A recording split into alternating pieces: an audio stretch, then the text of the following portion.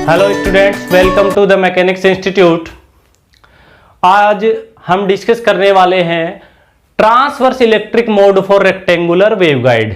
और इसके लिए जो सॉल्यूशन है, जो इक्वेशन है जो अपन यूज में लेंगे, वो इक्वेशन अपन लास्ट टॉपिक में पहले ही निकाल चुके हैं। तो उसी इक्वेशन की हेल्प से, उसी सॉल्यूशन की हेल्प से अपन ट्रांसवर्स इलेक्ट्रिक मोड और ट्रांसवर्स मैग्नेटिक मोड दोनों को कैलकुलेट कर सकते हैं, दोनों के फील्ड कंपोनेंट अपन फाइंड आउट कर सकते हैं। तो सबसे पहले इस टॉपिक के क्वेश्चन के बारे में मैं थोड़ा सा डिस्कस करता हूं। क्वेश्चन आपको दे रखा है, derive the expression of field components for rectangular waveguide operating in TE mode. एक क्वेश्चन तो ये हो गया, और दूसरा क्वेश्चन सेम यही क्वेश्चन हो गया but operating in dominant TE mode. दोनों डिफरेंट मोड होते हैं। टीई मोड में बहुत सारे मोड हो जाते हैं, उनमें से एक डोमिनेंट मोड भी होता है जिसके बारे में भी अपन डिस्कस करेंगे। तो अगर टीई मोड कर लिया तो डोमिनेंट टीई मोड करने में आपको अलग से टॉपिक को डिस्कस करने की जरूरत नहीं है। उसी में क्या चेंज होगा वो मैं आपको वीडियो के लास्ट में बताने वाला हूं, तो इसको लास्ट तक जरूर देखें। तो सबसे पहले अपन आते हैं टीई मोड क्या होता है रेक्टेंगुलर वेवगाइड में। तो टीई मोड या ट्रांसवर्स इलेक्ट्रिक मोड की बात करें तो ये वो मोड होता है जिसके अंदर इलेक्ट्रिक फील्ड का वो ही कंपोनेंट एग्जिस्ट करेंगे जो डायरेक्शन ऑफ प्रोपेगेशन के क्या होंगे, परपेंडिकुलर होंगे।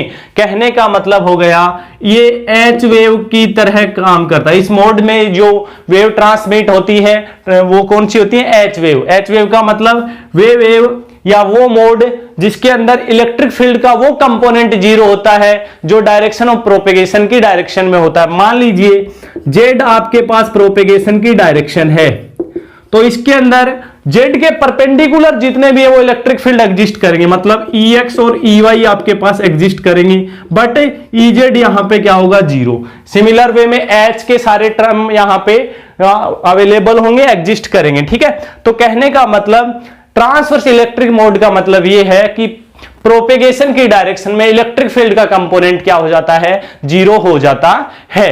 तो आपके पास इसकी डेफिनेशन की अगर बात करें, टीई मोड की जो डेफिनेशन है वो देखिए क्या हो जाएगी। सबसे पहले एक बार पहले भी अपन डेफिनेशन के बारे में थोड़ा डिस्कस कर चुके हैं, तो एक बार फिर से मैं बता देता हूं।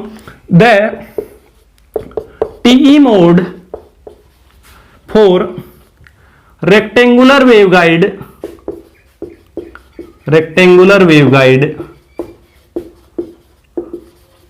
is characterized by, क्या होती है इसकी characteristics, characterized by Ez equal to 0 while the z component of magnetic field exists। मतलब मैग्नेटिक फील्ड का जो कंपोनेंट है वो एग्जिस्ट करेगा। और जेड कंपोनेंट की बात क्यों कर रहे हैं, when direction of propagation of wave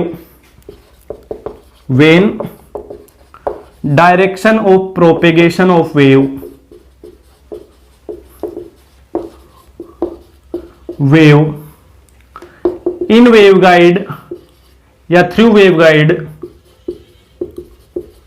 is Z direction.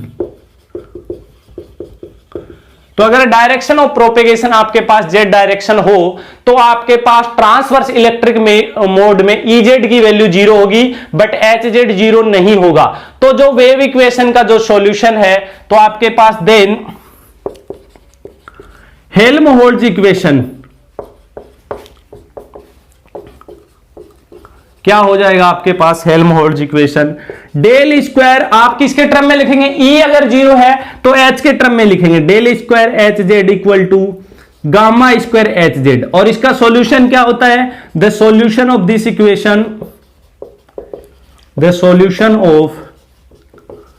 Equation इस इक्वेशन का सॉल्यूशन आप पहले भी डिस्कस कर चुके हैं। तो साई के टर्म में आया था अपने पास लास्ट टॉपिक में, साई की जगह आप यहां पे कौन सा फंक्शन लेंगे, एच जेड। वो क्या था, वहां पे ए था, मैं यहां पे ले रहा हूं constant A M, sine k x x plus B था वहां पे, यहां पे B M cos k x x into C N, वहां पे सी था sine k y y plus dn cos ky into e की पावर माइनस आयोटा बीटा जी z. ठीक है, यहां पे कांस्टेंट मैंने चेंज किए m और n, क्योंकि यहां पे आपको कई बार TEMN मोड दिया जाता है और ये mn क्या है वो भी मैं आपको बताऊंगा। एक चीज और, पहले मैं डायग्राम बना देता हूं। देखिए रेक्टेंगुलर वेवगाइड किस तरीके से ट्रांसमिट करती है। ये आपके पास अगर अपन डायग्राम की बात करें,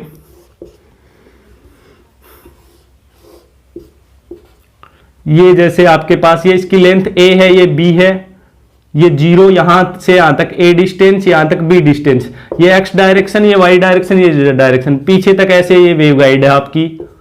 ठीक है, अभी देखिए यहां पे मैं kx को लेने वाला हूं। kx को देखिए मैं यहां पे लिखूंगा m पाई बाई a, ये m और n इसलिए लिखे मैंने, और ky को लिखूंगा मैं यहां पे n पाई बाई b। ये देखिए क्या रिप्रेजेंट करता है, m जो है वो x डायरेक्शन में number of half wave variable को रिप्रेजेंट करता है। m जो है वो कौन सी डायरेक्शन में, x डायरेक्शन में number of half wave variable को डिस्कस आपको रिप्रेजेंट करता है, और n है वो y डायरेक्शन में number of half wave variable को बताता है आपको। ठीक है, ये दो चीजें हैं।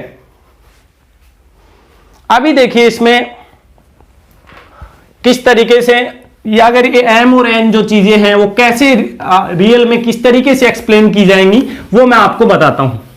वास्तव में m n का मतलब यहां पे क्या है, तो देखिए जैसे अगर अपन बात करें, अगर आपको TEMN मोड की बात करें, mn की जगह आपको ये दे दिया जाए TE10 मोड दे दिया गया, तो TE10 मोड देखिए क्या होगा। जैसे ये आपकी रेक्टेंगुलर वेवगाइड है, इसके अंदर अगर 10 मोड है तो ये x डायरेक्शन, ये y डायरेक्शन, x डायरेक्शन में हाफ वेव सिर्फ एक बनेगी।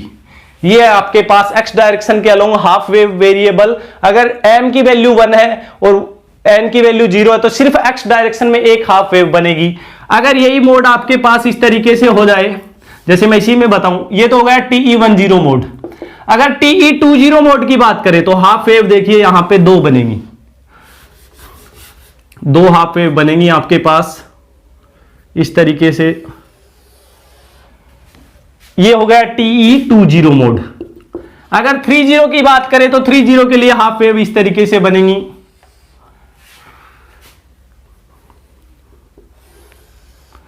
तो ये आपके पास हो गया TE30 मोड। कहने का मतलब m रिप्रेजेंट करता है x डायरेक्शन के along number of half wave variables को। सिमिलर वे में अगर अपन TE0111 इनकी बात करें तो अगर n की वैल्यू वेरी होगी तो उसी तरीके से आपके पास y डायरेक्शन में number of half wave variables भी चेंज होंगी। तो m और n किसको रिप्रेजेंट करते हैं, तो मैं लिख देता हूं यहां पे क्या लिखना है। एक तो आपको kx को क्या लिखना है, हियर kx इक्वल टू लिखना है m pi by a and ky equal to क्या लिखना है n pi by b, where m और n क्या है मैंने पहले भी आपको बताया, m and n represents half wave, number of half wave variation, number of half wave variations in the x and y direction respectively। Half wave variation को represent करते हैं x और y डायरेक्शन में। m x डायरेक्शन का parameter है और n है y direction का पैरामीटर। तो अब आपका सॉल्यूशन क्या हो जाएगा, देन hz को आप क्या लिखोगे, am साइन kx को लिखोगे आप m pi by a into x plus क्या लिखा जाएगा bm cos m pi by a into x. ये तो हो गया आपके पास किसके लिए, x की वैल्यू जब आपने सब्स्टिट्यूट कर दी। यहां पे सिमिलर वे में ये क्या हो जाएगा, cn sine n pi by b, ky की वैल्यू रख दी, plus dn cos n pi by b into y, और क्या है e की पावर माइनस आयोटा बीटा जी जेड। ये इक्वेशन नंबर फर्स्ट हो गया आपका। तो ये आपका वेव इक्वेशन है। एच जेड आपको दे रखा है, आपको फील्ड कंपोनेंट निकालने हैं। EZ आपके पास ऑलरेडी 0 है, तो बाकी आपके पास EX, EY, HX, HY 4 component की आपको आवश्यकता और है, और इनको भी आप बाउंड्री कंडीशन से पूरा सोल्व करने वाले हैं आगे। अभी देखिए इसके अंदर अगर मैं ये बात करूं HZ आ गया, आपके पास EZ ऑलरेडी 0 है, तो बाकी के फील्ड कंपोनेंट निकालने के लिए अपन क्या यूज में लेंगे? सीधी सी बात है, फील्ड कंपोनेंट जब भी आपको निकालने हो तो आप मैक्सवेल के पास चले जाइए और उनसे कहिए भाई साहब हमसे आपकी हेल्प से क्या निकालने हैं? फील्ड कंपोनेंट निकालने हैं। तो मैक्सवेल भाई साहब आपकी देखिए किस तरीके से हेल्प करता है। जो नॉन जीरो मैक्सवेल इक्वेशन है, जिनकी वैल्यू इक्वल टू 0 नहीं आती है, जैसे अपन बात करें डेल क्रॉस E क्या होता है? जनरल आपके लिए तो आपने ये पढ़ा है del B over del T, लेकिन अपन वेवगाइड के लिए पीछे इक्वेशन में निकाल चुके हैं। वो वैल्यू क्या आई थी? Minus iota omega mu H vector. एक बार फिर मैं थोड़ा सा बता देता हूं कहां से आया है। और दूसरा था del cross H equal to क्या आया था? Iota omega epsilon E vector. पहले वैसे तो निकाल चुके हैं, लेकिन एक बार फिर बताता हूं। देखिए डेल क्रॉस ई क्या होता है आपके पास? Minus del B over del T. मैंने आपको बताया था कि जो आपके पास इसके लिए वेव फंक्शन होता है वेवगाइड में, वो टाइम डिपेंडेंट होता है, ई की पावर आयोटा ओमेगा टी। तो आप साई को क्या लिखोगे? इसको अगर टाइम के रेस्पेक्ट में डिफरेंशिएट करोगे तो क्या हो जाएगा? साई नोट ई की पावर आयोटा ओमेगा टी। ई की पावर एक्स तो एज इट इज, और ई की पावर वाले का करोगे तो आयोटा ओमेगा और हो जाएगा। तो del psi over del T क्या हो जाएगा? Iota omega. ये पूरी वैल्यू साई की है, कंपेयर करेंगे तो आपके पास डेल ओवर डेल टी की वैल्यू आ जाएगी आयोटा ओमेगा। तो देखो डेल ओवर डेल टी की जगह आयोटा ओमेगा रख दो, माइनस पहले से बी को म्यू एच लिख सकते हैं। सिमिलर वे में अपन ने इसको निकाला है, ठीक है। ये तो आपके पास वेवगाइड के लिए डिस्कस कर रहे हैं, तो बार बार इसको मैं डिस्कस नहीं करूंगा, पहले भी एक बार अपन कर चुके हैं।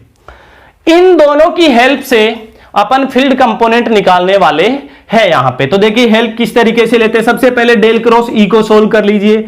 कैसे लिखेंगे आप इसको? I J K del over del X del over del Y del over del Z. E को कैसे लिखेंगे? E X E Y E Z equal to क्या आ जाएगा? Minus iota omega mu. H vector को भी इसके कंपोनेंट में आप लिख दीजिए। एच वेक्टर को कैसे लिखेंगे? एच एक्स आई प्लस एच वाई जे प्लस एच जेड के। ठीक है, सिमिलर वे में इसको लिखेंगे तो मैं इसको इसी में लिख रहा हूं, इसी टेबल में अलग से। अगर एच के लिए आ जाएंगे तो ये तो एज इट इज रहेंगे, इसकी जगह क्या आ जाएगा?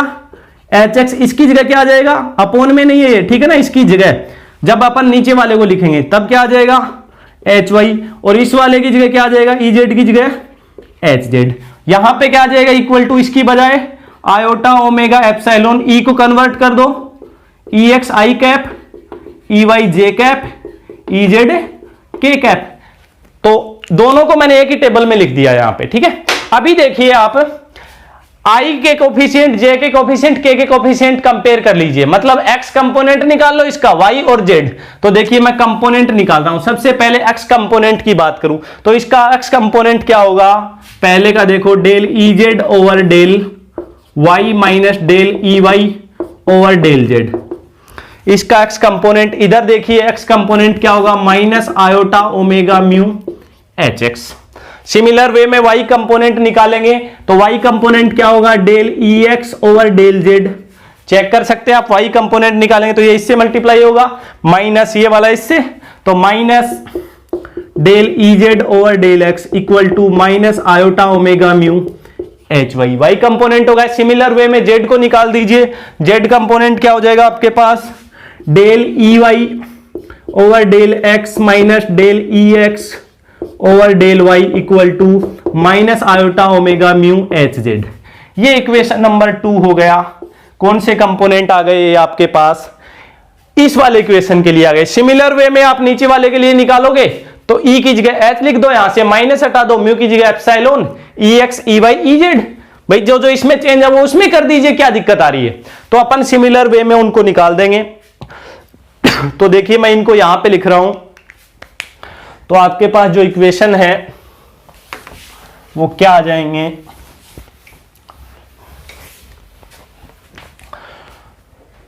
यहां से आपके पास दूसरे वाले इक्वेशन आ जाएंगे, del H Z over del Y minus del H Y over del Z equal to iota omega epsilon E X. आप कैलकुलेट करके देख सकते हैं। सिमिलरली क्या आ जाएगा, del H X over del Z minus del H Z over del X equal to क्या हो जाएगा, iota omega epsilon E Y. Okay, next क्या आ जाएगा, del H Y over del X minus del H X over del Y equal to क्या हो जाएगा, iota omega epsilon E Z. ये आपके पास कंपोनेंट आ गए। ये इक्वेशन नंबर 3 हो गया आपके पास। ओके, अभी ये काम अपना इतना काम हो गया। तो अपन ने मैक्सवेल की हेल्प से इनको निकाल लिया। अभी देखिए, एक तो आपकी वेव जो है वो प्रोपेगेट कर रही है जेड डायरेक्शन में। सेकंड कंडीशन आपको दे रखी है transverse electric mode. Since wave is propagating या डायरेक्शन ऑफ प्रोपेगेशन बोल सकते हो इन जेड डायरेक्शन।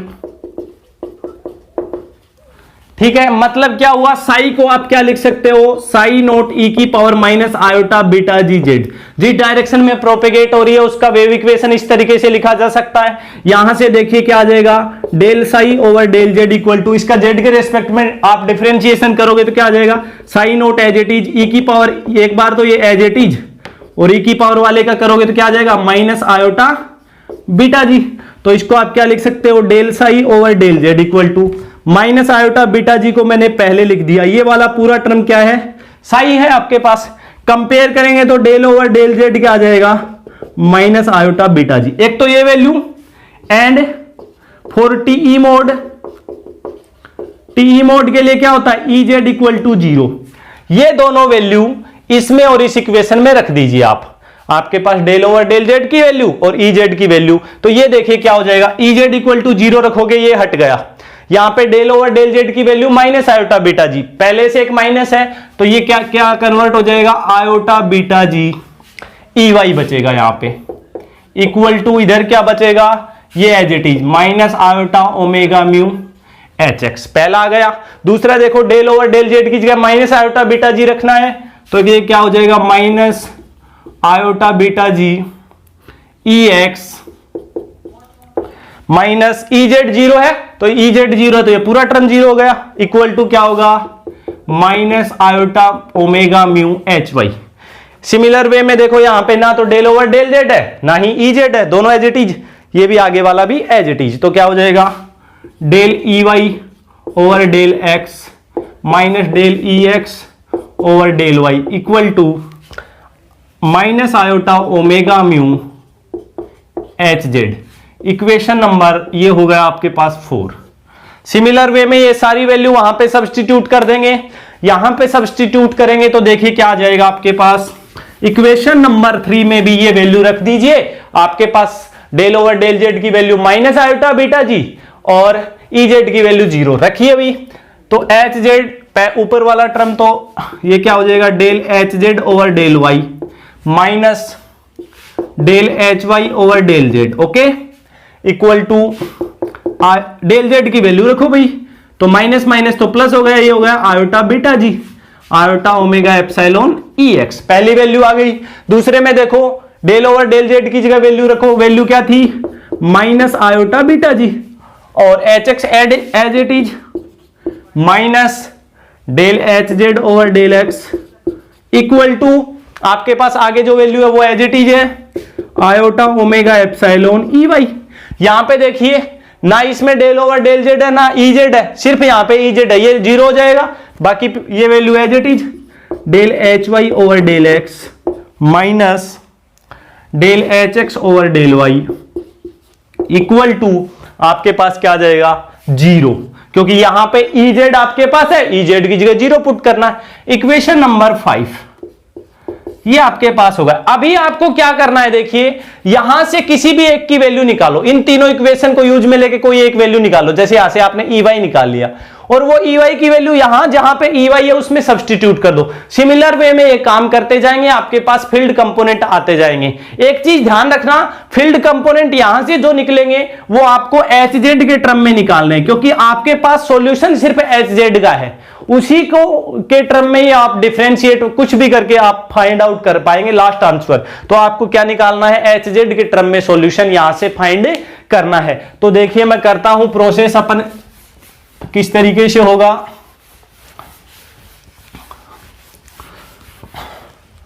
मैं ले रहा हूं इक्वेशन नंबर 4 में पहला, फ्रॉम इक्वेशन 4A। 4 में पहला इक्वेशन मैं इधर लिख रहा हूं। इक्वेशन 4A से मतलब फर्स्ट इक्वेशन ले तो EY निकाल लू यहां से, तो क्या हो जाएगा EY इक्वल टू आयोटा से आयोटा कट गया, उधर बचा minus omega mu over beta जी इंटू HX। ओके, ये इक्वेशन नंबर आपके पास आ गया 6। अब ये वैल्यू EY की इसमें रख दो, तो अब 5B में रख रहा हूं from equation 6 and 5B। 5B में ये वैल्यू सब्स्टिट्यूट कीजिए तो क्या आ जाएगा, minus iota beta ji HX minus del HZ over del X equal to आपके पास क्या है, आयोटा ओमेगा एप्सिलॉन EY। तो आयोटा ओमेगा एप्सिलॉन तो एज इट इज, EY की वैल्यू ये रही, EY की वैल्यू कितनी है, minus omega mu over beta जी इंटू HX। HX के टर्म एक तरफ ले लो तो उसको इधर ले आओ, माइनस आयोटा बीटा जी HX, ये माइनस माइनस प्लस हो जाएगा, iota omega square mu epsilon over beta ji HX equal to क्या हो गया, del HZ over del X। अपन ने एक तरफ ले लिया, कॉमन ले लीजिए यहां पे, एक तो आयोटा ले लिया मैंने और एक HX निकाल लिया। आयोटा लिया तो प्लस वाला पहले लिख दो, omega square mu epsilon minus beta G, यहां पे ये बीटा जी था, मैं पूरे का एलसीएम ले लूं तो ये बीटा जी स्क्वायर हो जाए इक्वल टू क्या हो गया, del HZ over del X। एक चीज और, यहां से देखिए HX निकालना है आपको, तो HX निकालने के लिए क्या करेंगे, बाकी के टर्म को दूसरी तरफ भेज दीजिए, आयोटा दूसरी तरफ जाके क्या हो जाएगा, माइनस का आयोटा, तो ये क्या हो जाएगा, माइनस आयोटा बीटा जी ऊपर चला जाएगा, omega square mu epsilon minus beta G square into del HZ over del X। ये आपके पास देखो HX की वैल्यू HZ के टर्म में आ गई। कहने का मतलब जो फील्ड कंपोनेंट आपको निकालना है, HZ आपके पास सॉल्यूशन में है, उसका X के रेस्पेक्ट में डिफरेंशिएट करके आप HX को फाइंड कर सकते हैं। अभी देखिए एक चीज और है, अपन ने जो डिस्कशन किया था पीछे, उस डिस्कशन में ये इक्वेशन मेरे काम आने वाला है। उसमें देखिए जो लास्ट वेव इक्वेशन पढ़ा था उसमें अपन ने पढ़ा था फेज कांस्टेंट है, उसकी वैल्यू जो अपन ने निकाली थी, फेज कांस्टेंट जिसको बीटा जी बोला था, उसकी वैल्यू आपके पास ये आई थी, omega square mu epsilon minus KC square, ये वैल्यू थी। यहां से बीटा जी स्क्वायर क्या आ जाएगा, omega square mu epsilon minus KC square. मैं इस KC स्क्वायर को इधर ले जाऊं तो क्या आ जाएगा, omega square mu epsilon minus beta G square. ये वैल्यू देखिए, ये किसकी वैल्यू है, KC स्क्वायर की। तो HX क्या हो जाएगा आपके पास, देन HX इक्वल टू हो जाएगा minus iota beta G over KC square del HZ over del X। ये आपके पास पहला फील्ड कंपोनेंट आ गया, देखिए HZ के टर्म में एक इक्वेशन आ गया आपके पास ये। ओके, अभी इसको जैसे इक्वेशन नंबर आपने 7 दे दिया। अभी नेक्स्ट अपन बात करें तो आपको ये वैल्यू अगर आप कौन से इक्वेशन में रख दें, इसमें, तो EY की वैल्यू आ जाएगी। तो EY क्या आ जाएगा, देखिए सिमिलर वे में EY क्या आ जाएगा, ये वैल्यू तो as it is minus omega mu over beta ji. HX की वैल्यू रखनी है यहां पे, HX रख दो यहां से, ये रहा आपके पास HX माइनस iota beta G over KC square del HZ over del X। जो कट रहा है उसको काट दीजिए, माइनस माइनस प्लस हो गया, तो EY क्या हो गया आपके पास, iota omega mu over KC square del HZ over del X। तो देखिए ये आपके पास HZ के टर्म में किसकी वैल्यू आ गई, EX की। तो यहां से आपका दूसरा फील्ड कंपोनेंट आ गया, ये इक्वेशन नंबर 8। तो आपने इसमें से एक इक्वेशन उठाया, उसको दूसरे में सब्स्टिट्यूट किया, तो आपके पास दो फील्ड कंपोनेंट आ गए। सिमिलर वे में जैसे मैंने ये वाला इक्वेशन ले लिया, तो इस इक्वेशन से देखिए आपके पास क्या आ जाएगा, फ्रॉम इक्वेशन सिमिलर वे बाकी के लिए और अपन चेक कर ले। तो अगर मैं इससे EX निकाल लूं देखिए फ्रॉम इक्वेशन 4b, सेकेंड लिया, यहां से EX देखो कितना आ जाएगा, आयोटा से आयोटा कट गया, माइनस से माइनस कट गया, क्या आ गया, omega mu over beta g, और क्या आ गया, HY। ठीक है, ये वैल्यू आप कहीं पे यहां पे जहां पे भी EX आ रहा है उसमें रख दो, इसमें रख दो पहले में 5a में, फ्रॉम इक्वेशन 5a एंड ये कौन सा इक्वेशन है, 9, इक्वेशन 9। तो देखिए वैल्यू रखेंगे तो आपके पास क्या आ जाएगा, इसमें रखनी है आपको 5a में, तो मैं इधर ही रख देता हूं वैल्यू, इनका काम अब खत्म हो गया।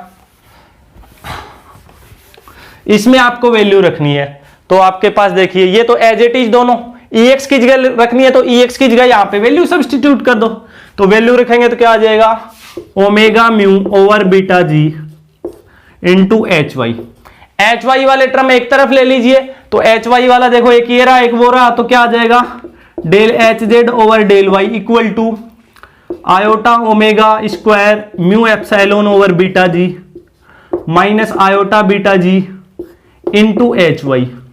ये देखिए यहां से क्या आ जाएगा, del HZ over del Y equal to iota common है तो कॉमन ले लिया, क्या आ गया, ओमेगा स्क्वायर म्यू एप्सिलॉन, मैंने नीचे एलसीएम भी ले लिया, एलसीएम लूंगा तो ये बीटा जी स्क्वायर हो जाएगा पॉन बीटा जी HY।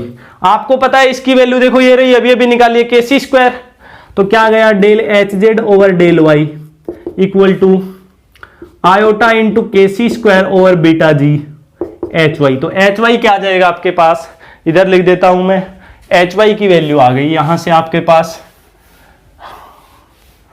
तो HY आपके पास ये आ गया, इसको इधर भेजेंगे तो आयोटा तो इधर आके माइनस का आयोटा हो जाएगा, ये पहले से बीटा जी था, आयोटा इधर आके माइनस आयोटा, बीटा जी ऊपर चला जाएगा, beta G upon KC square del HZ over del Y। ये आपके पास नेक्स्ट इक्वेशन आ गया 10, इक्वेशन नंबर 10। तो ये थर्ड फील्ड कंपोनेंट आ गया आपके पास, HY की वैल्यू आ गई। ठीक है, तो 3 आ गए, अब ये वैल्यू इसमें रख दो तो EX आ जाएगा आपका, तो EX देखिए क्या आएगा, EX आपके पास क्या आ जाएगा, omega mu over beta G तो एज इट इज, HY की वैल्यू रखो minus iota beta G over KC square del HZ over del Y। तो जो कट रहा है उसको काट दो, तो बीटा जी से बीटा जी कट गया, तो मैं क्या लिख दूं इसको, minus iota omega mu over KC square और ये del HZ over del Y, equation number 11। तो ये आपके पास क्या आ गया, EX की वैल्यू आ गई। नेक्स्ट फील्ड कंपोनेंट आ गया, HZ आपके पास ऑलरेडी है, ठीक है, और EZ 0 है। अभी देखिए अपन बात करते हैं बाउंड्री कंडीशंस की। HZ की जो वैल्यू है उसमें बाउंड्री कंडीशन अप्लाई करनी पड़ेंगी अपने को पहले रेक्टेंगुलर वेवगाइड के लिए। जो HZ की वैल्यू थी वो मैं आपके लिए लिख रहा हूं एक बार। HZ आपके पास था AM sign m pi by a into x plus BM cos m pi by a into x into CN Sai m pi by a into x plus DN cos n pi by b into y e की power minus iota beta जी Z. ये HZ की value थी अपने पास, लेकिन अभी तक अपन ने इसमें बाउंड्री कंडीशन नहीं लगाई। बाउंड्री कंडीशन समझना, जैसे ये आपकी रेक्टेंगुलर वेवगाइड थी, ये 0, ये A, ये B, मतलब इसकी ये वाली वॉल्स की लिमिट क्या है, x इक्वल टू 0 तो ये वाली वॉल और x इक्वल टू A ये वाली। एक दो बाउंड्री तो ये हो गई, दो बाउंड्री आपके पास इसकी ये है, मतलब y इक्वल टू 0 और y equal to B। Boundary conditions क्या होती हैं, इसकी z की कोई भी वैल्यू लो आप, उसके लिए बाउंड्री पे टेंजेंशियल कंपोनेंट 0 होते हैं। तो बाउंड्री कंडीशन इसकी होती है the tangent for any value of z, for any value of z the tangential component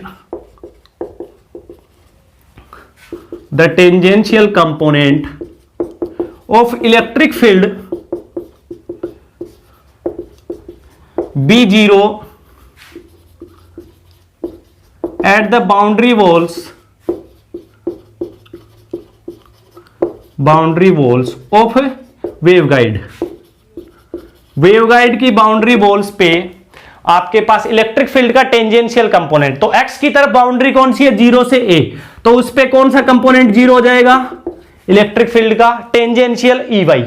y की तरफ 0 और b बाउंड्री है तो उसके लिए कंपोनेंट कौन सा 0 हो जाएगा, y का जो टेंजेंशियल है ई एक्स। ई जेड की बात नहीं कर रहे अपन, तो ये हो गए। अब देखो x इक्वल टू 0 और a, इसमें पुट करके देखो तो x इक्वल टू अगर मैं 0 रखूं यहां पे या a रख लो तो आपके पास ये साइन वाला टर्म 0 हो रहा है, नहीं हो रहा है। यहां पे रखो cos 0, ये वाला टर्म 0 नहीं हो रहा, cos 0 तो 1 होता है भाई, तो ये 0 नहीं हो रहा। बाकी यहां पे रख के देख लो, आपके पास 0 और यहां पे रख के देख लो, ठीक है। तो कहने का मतलब ये y है अभी sine N pi by b over y, sorry, तो x की जगह रखा आपने तो ये वाला टर्म 0 हो गया, मतलब पहले वाला am के साथ जो टर्म है वो 0 हो गया। तो फर्स्ट टर्म 0 हो रहा है, इसलिए मैं उसको am इक्वल टू 0 मान रहा हूं, क्योंकि आपको पता है चाहे 0 ये हो और चाहे ये हो, मल्टीप्लाई में तो 0 आना। मेरा am इक्वल टू 0 रखने का मतलब am 0 है नहीं, लेकिन am इक्वल टू 0 मैं इसलिए लिख रहा हूं क्योंकि ये पूरा का पूरा टर्म 0 में ही जाना है। तो कहने का मतलब इसको अपने को हटाना है, तो am इक्वल टू 0 रखो, चाहे ये 0 रखो, एक ही बात है। तो am इक्वल टू 0 आ गया, ये आपके समझने के लिए। यहां पे y इक्वल टू 0 और b रखो, तो y इक्वल टू 0 रखोगे तो ये वाला टर्म 0 हो जाएगा, साइन वाला। y इक्वल टू 0 या b पे ये 0 हो जाएगा। ये देखो cos 0 0 नहीं होता है, तो कहने का मतलब इसमें आप ये होता तो साइन वाला टर्म 0, लेकिन किसको मान रहे हो, cn इक्वल टू 0। क्यों मान रहे हो, क्योंकि ये वाला पूरा का पूरा टर्म आपके पास 0 में जा रहा है। तो hz आपका क्या हो गया, देखिए hz की बात करें तो क्या हो गया, hz पहला टर्म 0 और तीसरा टर्म 0, क्या बचा, bm cos m pi by a into x into cn cos n pi by b into y e की पावर माइनस आयोटा बीटा जी जेड। ये आपके पास hz की वैल्यू बची। bm और cn दोनों कांस्टेंट है, इनको मैंने नया नाम दे दिया b, और b की वैल्यू किसके बराबर है, bm और cn, ये नया कांस्टेंट दे दिया। कांस्टेंट चेंज कर सकते हो, तो ये आपके पास आ गया cos n pi by B into Y ई की पावर माइनस आयोटा बीटा जी जेड। तो ये आपके पास hz की वैल्यू आ गई। इक्वेशन नंबर ये 12 आ गया। 12 में पहला इक्वेशन आपके पास ये आ गया, एक फील्ड कंपोनेंट। अब hz का फाइनल सॉल्यूशन ये आपके पास। अब इसको यूज में लेते हुए सारे आप निकाल सकते हो। तो देखिए मैं एक एक करके सभी का वैल्यू कैलकुलेट कर रहा हूं।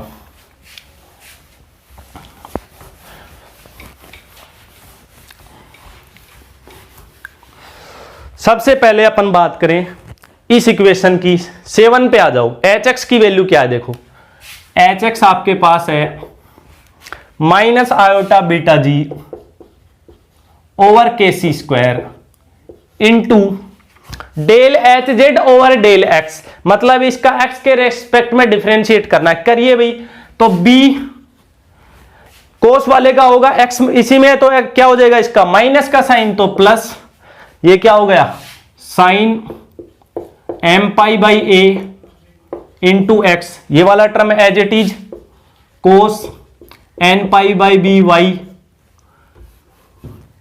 और e की पावर वाला टर्म भी as it is iota beta ji Z. तो इसको आप hx की वैल्यू ये आ गई। इस वैल्यू को आप, ये जो पूरा कांस्टेंट है इसको आप h नोट x भी लिख सकते हो, पीक वैल्यू इसकी sine m pi by a into x cos n pi by b into Y ई की पावर माइनस आयोटा बीटा जी जेड। ये आपका इक्वेशन नंबर 12 है। बी कंबाइंड रूप से इसलिए लिख रहा हूं क्योंकि दोनों एक ही बात है, इसको मैंने h नोट x माना है। ये आ गया तो x में वाला दूसरा ई वाई और निकाल लो, ई वाई, चलो hx hz हो गया, hx हो गया, hy निकाल लो। hy में देखो ये रहा, hy में y के रेस्पेक्ट में डिफरेंशिएट करना है, तो minus iota beta G over के सी स्क्वायर, तो एज इट इज y के रेस्पेक्ट में डिफरेंशिएट करो। b तो एज इट इज कोस ये x वाला एज इट इज, इसका करोगे तो क्या आ जाएगा, माइनस का sine N pi by B Y into N pi by B. तो N pi by B constant तो मैंने पहले लिख दिया, माइनस आएगा तो ये प्लस, कोस वाला term as it is x वाला m pi by a into x, ये माइनस का था, माइनस पहले लिख चुके हैं, sine N pi by B into Y ई की पावर माइनस आयोटा बीटा जी जेड। वही बात है, इस पूरे कांस्टेंट को आप क्या लिख सकते हैं, यहां पे भी वही ये एम पाई बाई ए हो आएगा, भाई कोस का तो कर दिया, लेकिन ये एम पाई बाई ए का भी तो वैल्यू बाहर आएगा। तो एच वाई को आप इसको कांस्टेंट को क्या लिख सकते हैं, h naught y cos m pi by a into x sine N pi by B into Y ई की पावर माइनस आयोटा बीटा जी जेड। ये 12 में सी। तो ये तो कौन से फील्ड कंपोनेंट आ गए, मैग्नेटिक फील्ड कंपोनेंट आ गए। सिमिलर वे में अपन क्या निकाल लेंगे, इलेक्ट्रिक फील्ड कंपोनेंट। तो देखो कितने आ गए आपके पास फील्ड कंपोनेंट, एक, ये दो और ये तीसरा। कंबाइंड रूप से दोनों यूज में ले सकते हैं आप। EX निकालें, EX में ये रहा देखो, y के रेस्पेक्ट में डिफरेंशिएट करना है, y के रेस्पेक्ट में अभी किया अपन ने, तो क्या आ जाएगा, कांस्टेंट तो as it is minus iota omega mu over के सी स्क्वायर, और y के रेस्पेक्ट में डिफरेंशिएट करना है, डिफरेंशिएशन में एक माइनस हो रहेगा प्लस, तो y के रेस्पेक्ट में डिफरेंशिएशन आपके पास ये रहा b n pi by b cos m pi by a into x sine N pi by B into Y ई की पावर माइनस आयोटा बीटा जी जेड। ठीक है, इसको भी आप कैसे लिख सकते हैं, कांस्टेंट को फिर से ई नोट एक्स लिख सकते हैं, बाकी value as it is cos m pi by a into x sine N pi by B into Y ई की पावर माइनस आयोटा बीटा जी जेड। इक्वेशन नंबर 12 में डी। ये इलेक्ट्रिक फील्ड का पहला कंपोनेंट आ गया। सिमिलर वे में आप second और third निकाल लेंगे। तो देखिए EY का कंपोनेंट निकालने के लिए EY की वैल्यू ये रही नीचे, तो EY में क्या करना है, एक्स के रेस्पेक्ट में डिफरेंशिएशन, तो EY क्या आ जाएगा आपके पास आयोटा ओमेगा म्यू ओवर के सी स्क्वायर। तो एज इट इज डिफरेंशिएशन किसके रेस्पेक्ट में करना है, एक्स के, तो एक्स के रेस्पेक्ट में पहले भी किया था, एक बार फिर कर दो, कोई दिक्कत नहीं। बी तो एज इट इज कोस वाले इसका होगा तो एम पाई बाई ए बाहर, कोस का होगा माइनस साइन तो माइनस आ जाएगा यहां पे, sine m pi by a into x और cos n pi by B into y bracket बंद ई की power minus iota beta ji Z.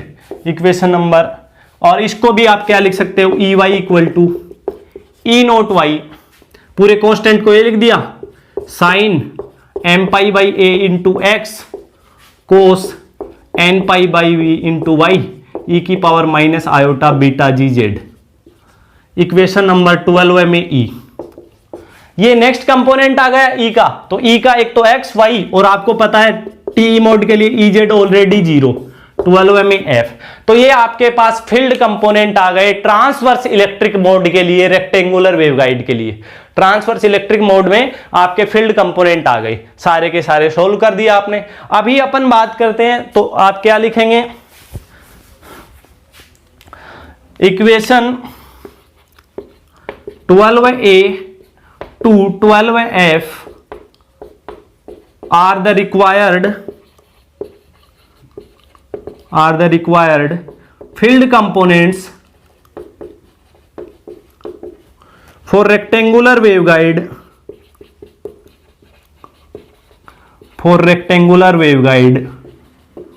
operating in TE mode. TE mode भी बोल सकते हो या TEMN मोड भी बोल सकते हो, ये होता है इसके अंदर।